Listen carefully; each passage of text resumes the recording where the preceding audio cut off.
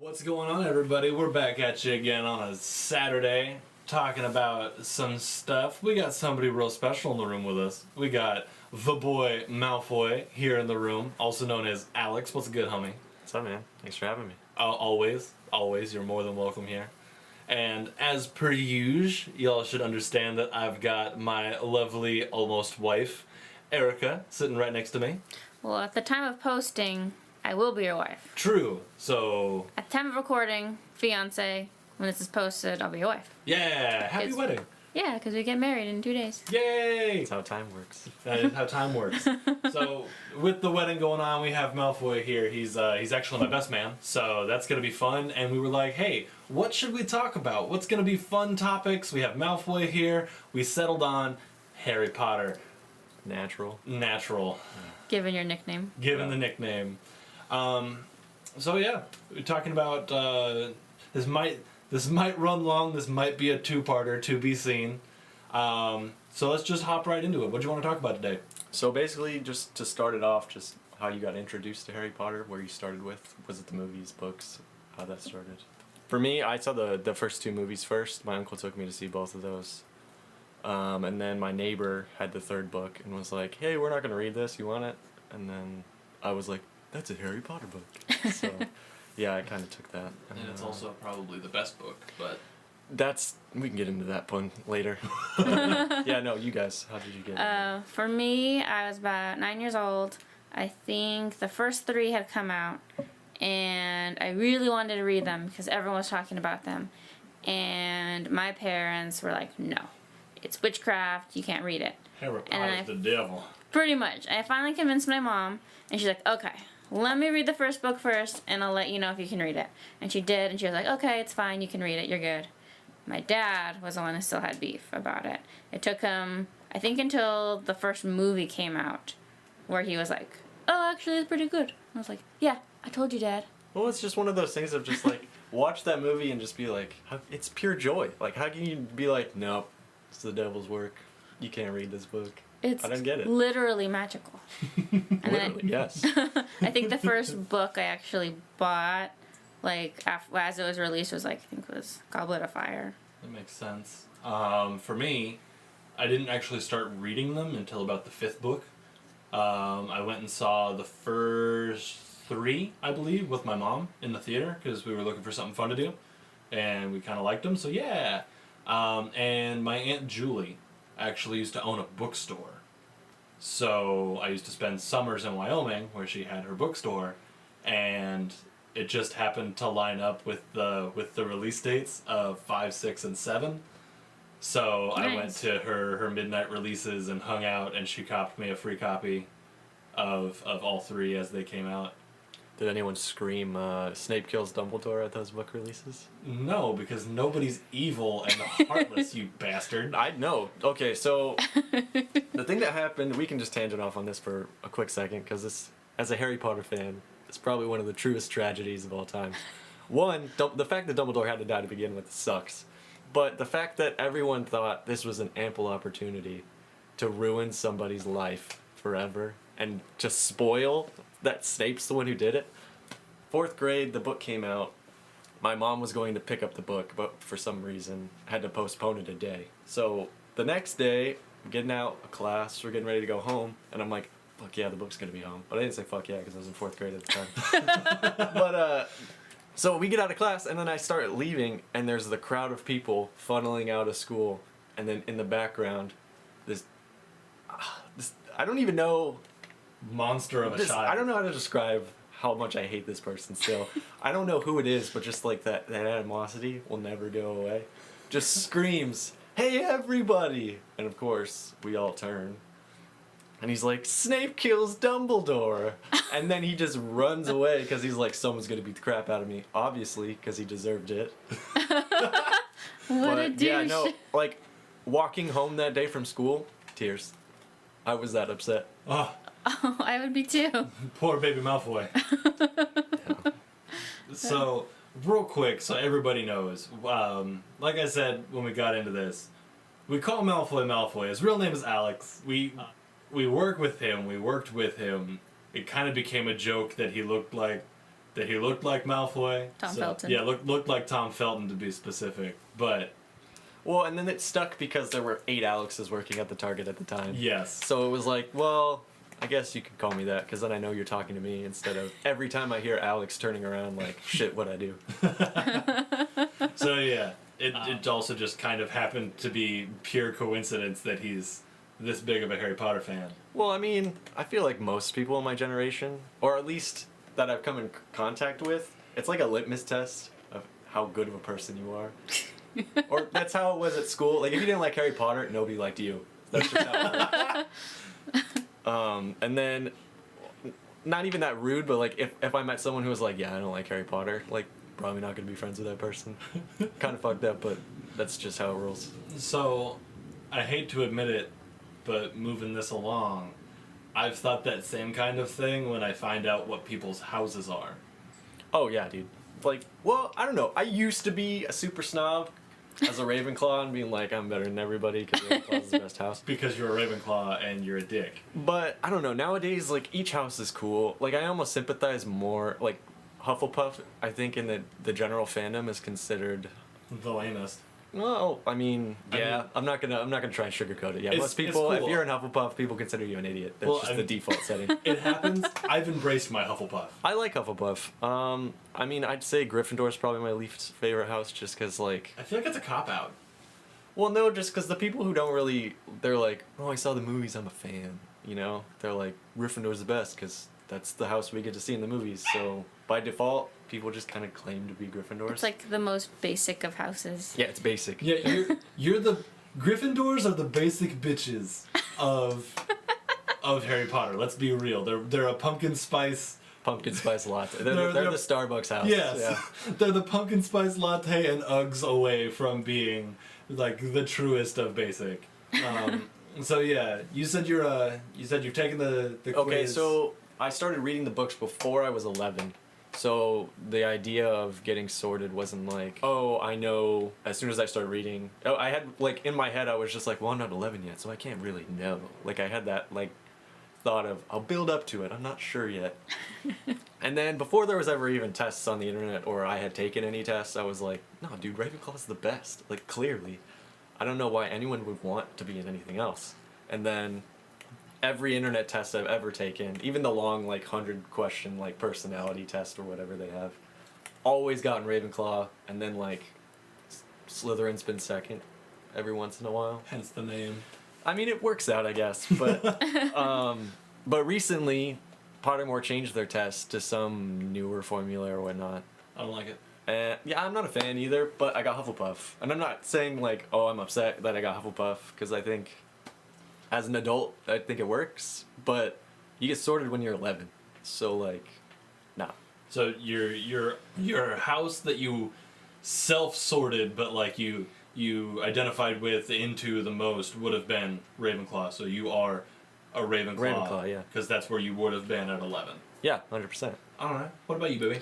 I've always identified as a Ravenclaw. Every single test I've taken, I've always gotten Ravenclaw. And then that long one where, you know, breaks up into percentages. Yeah, It's yeah. primarily Ravenclaw with like a little bit of Hufflepuff and like nothing of the other two. Yeah. Like when I first took the test on Pottermore, actually we were together, Mm-hmm. and I was sitting there before the final question. I was just like hyperventilating. It's like I was gonna be devastated if I didn't get Ravenclaw. Right? It's one of those things, like, the house identity is so Yeah. a part of your identity in the group. See, I'm actually kind of proud of myself for being a hat stall. Well, yeah, that's the... So this is my thing that really annoys me. On Reddit, they have this thing where people like to claim hybrid houses. No, fuck that. No. Where they're Slitherclaws or Griffin Puffs or whatever this thing is, because they're like, it's more accurate. No. But your house doesn't define you as a human being. No. Like, Gryffindor isn't a group of this same exact person that was just birthed by separate families. Like, that doesn't happen. It's just, you value similar things. Like, you're not gonna go in and be like, I'm a Gryffindor, so that means you know everything about me. Look at the Gryffindor tree. That's me on paper. Like, that's not you. There are going to be the stereotypical Gryffindors, which they live into those qualities very, very highly. I don't know. It's also one of those things that's like, oh, you're a Griffin Puff? Where's your dormitory at again? I'm sorry. They totally skipped that in the book. Yeah. I must have missed it. Which part of the castle do you live in? Outside because it's not a real thing, and you didn't get a letter because you're lying to me. I mean, that's a really smug thing for us to say, but at the same time, like, no, it's not in the book. Like, stop just making shit up. If you're a hat stall, you choose. Yeah, ultimately, that's another thing too. Like the so- new test where it was like, oh, you're Hufflepuff now. But like, in the situation, I could just be like, nah, I'm a Ravenclaw, and then the hat would say Ravenclaw because that's how it works. You choose if you See, don't know. Yeah. and I got it to the point where it Pottermore legitimately hat stalled on me, where it's like, whoa, we don't know where to put you. So I was like, At the time, I wasn't ready to embrace my Hufflepuff. Well, yeah, because I mean, since the beginning of time, if you got Hufflepuff, even look at the founders, even the good founders, like Ravenclaw and Gryffindor are supposed to be like the cool guys, and then Slytherin's the only asshole, right? Yeah. But even them, they're like, yeah, you can have everyone else. Like, even the somewhat nice people were discriminatory because those guys were simple. Yeah. See, so at the time, I had stalled out between Ravenclaw and Hufflepuff, and I was like, okay, I'll join my friends. I'll go hang out with my friends in Ravenclaw. But the older I get, Then you realize you'd never be able to get into the common room. yeah, All the riddles. yeah, 100%. I'd be the guy being like, what's the answer? You be the Neville. Yes. I mean, realistically, you can just be the guy who waits for everybody. Because I mean, if they open the door, they're not going to say, "Oh, you can't get in unless you answer the riddle." No, But that was the punishment of like, well, you got to wait for your peers to show up and be like, "Yeah, what an idiot." Yeah, right. You can come inside. No, now. so and then I've been told I've learned that I am loyal to a fault. Yes. That's what I do. 100%. Yeah, and that's why I don't understand like. At face value, that's their thing. Yeah. Loyalty. Yeah. And yet everyone shits on Hufflepuff repeatedly. No, I don't want to talk like I'm some hot shit of a friend, but like I'm the kind of guy. If we're friends, I'm committed to our friendship. Like Yeah. I will be your friend until you tell me to go die. Like there's been a few friendships that I've cut off because it's almost gotten to that point. But you get what I'm saying. Yeah. Like the loyalty that I have, eventually I was like, you know what? Being a Ravenclaw would be really cool. But no. You have to be true to yourself. Yeah, I really have to I have to play into what I am, and I've finally like full on embraced my Hufflepuff. Yeah. Your wit is not beyond measure. Oh, not even a little bit. Yeah. My sass is beyond measure, but Well, Harry had sass, and he's in Gryffindor, so I don't think he that's had whiny sass. I don't think though. that's a house Whiny trait. sass. He had whiny sass. Yeah. I can't let my friends die for me.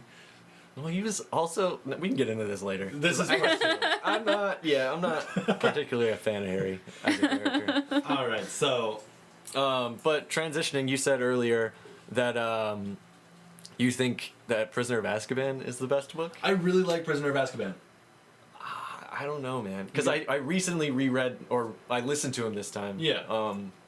But a lot of my favorite book growing up was always Goblet of Fire because that's when I would say it's easily the most exciting book.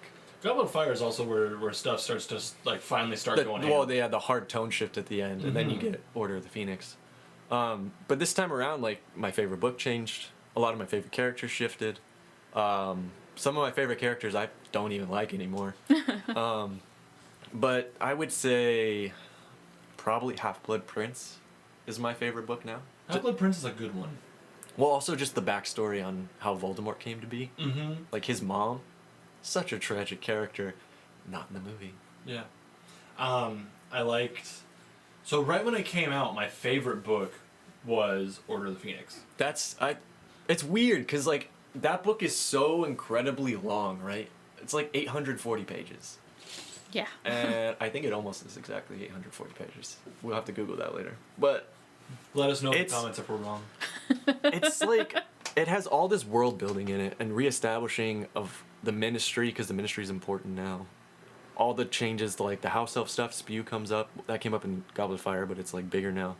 And then all these adults willingly not wanting to appreciate that Voldemort's back and all these cowards basically running their government. It has all these cool ideas, but I reading it between Umbridge being just the most terrible human being ever created in literature, And then Harry being such a whiny little brat the entire fucking book.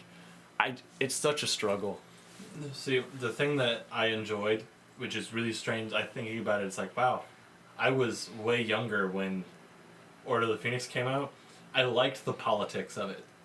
No, it's great. No, it's one of the better parts of it. That's what kept me interested, is the fact that the adults didn't want to accept that Voldemort's back. Is the fact that the school had a terrible professor who was abusive and all of this stuff, and nobody wanted to accept it, and the political ramifications of trying to speak out against it and anything like that. It was like, oh shit, things are starting to, like, this is getting real. Well, that's the good stuff, right? But it's also like, even though it's a struggle to read, the fact that J.K. could get us to hate these characters that we're supposed to hate in this situation is brilliant. She could get us to hate these characters with very little to go on. Yeah, because Like- it's like an ongoing meme of like, Voldemort is basically Wizard Hitler, yet we all hate Umbridge more than we hate Voldemort. Yes, yes. I think it's because Umbridge is relatable. We all have known somebody like Umbridge, like a teacher, where you just hate them, and they're like, Voldemort is evil. Like, yeah, we get that, but Umbridge is she's just a despicable person. The things that she does to children. Mm-hmm. Well, I think it also is true. Voldemort doesn't lie. Umbridge lies all the fucking time. No, and Voldemort's it's like... to a point to where we, the audience, know she's lying, but the characters she's lying to have no idea, and it's just like, Gah, what are you doing? And I like the whole thing where it's like, Voldemort doesn't need to lie. Yeah. Where he's just like, fuck you, I'm the darkest wizard anybody's ever seen. I'm gonna kill you in the face. What you gonna do about it? Yeah. And they're like, no. And he's like, Zow! And they're Yeah. like, what? Yeah, I think that was it. I think that was a direct quote from the book was, Bzz, what? It was actually the only line that Nagini ever said was, Yeah. "What?" In Parseltongue, yeah. Yeah. No, in perfect English. Everybody understood her. Oh, Like, well, what? I must have skipped that chapter then. No, I wrote it. Oh, it's like fan fiction? Yeah, but it's canon. Oh, so like the first child. Fan fiction that's canon. Yeah. I mean, I feel like Snap. most people refer to it as that now. So what's your favorite book, babe? Yeah, because you guys are just talking. Sorry. Hey. But okay, so when I first read the books, or before the newer ones came out, I loved Prisoner of Azkaban because of Lupin. Yeah. So- well, he's the best character. So I love that book. And then Goblet of Fire came out. And that is I think the first book where shit got real. Mm-hmm. You had your first like death that you witnessed with Cedric, and me being, I don't even know how old I was, like young teenager, preteen, it devastated me. Just like the fact that this innocent guy who did absolutely nothing wrong the whole like series, he's just a good guy, he's a Hufflepuff, he just was senselessly murdered. That devastated me. So it's been a minute since I've actually read the books. Wasn't Cedric kind of a dick? No. No? No? He was the only, like, when all of his friends were giving Harry shit, he was the one who's like, guys, stop it. Okay, so he was the not dick in a group of dicks. Yeah. Everyone loved Cedric. That was like his character. That was like his main character quality. You can't dislike this guy. Like, he's that dude. He's the one who apologized to Harry. He's like, I told him not to wear those buttons. I'm sorry. Like, Also, rereading the book recently, his dad fucking sucks. His dad is such an asshole.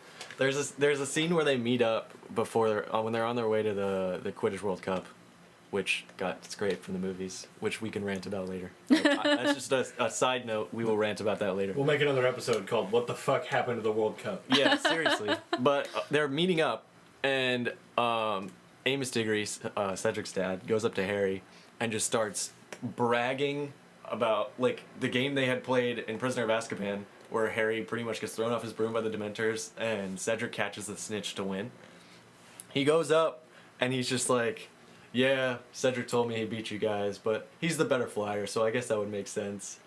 And he was like, if we were comparing stat for stat, most people would say that, oh, you should have won. Even Cedric was being modest, because he's so great, and saying that you should have won, except, you fell off your broom. But the better flyer always wins, so Yeah. clearly Cedric was going to win. And the whole time you're just like, nobody asked your opinion on this, bro. And it's like, homie, did you see the game?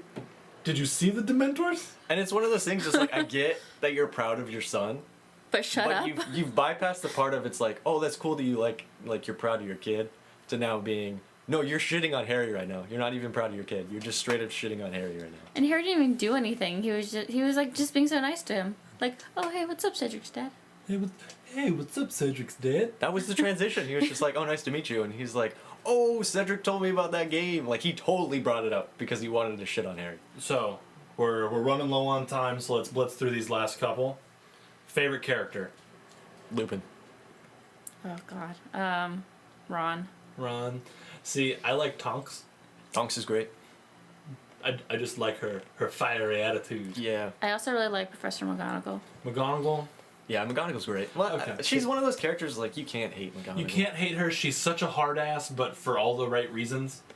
Where it's like, I might bend the rules for you, but everybody plays by the same rules. Yeah. Or the scene in Order of the Phoenix where Harry mouths off to Umbridge, and Umbridge sends Harry to McGonagall because McGonagall's head of house, and Harry explains what happened, and then McGonagall's just like, have a biscuit, Potter. I loved that part. He's like, what? Like, She's like, well played, but I lectured you. Yeah.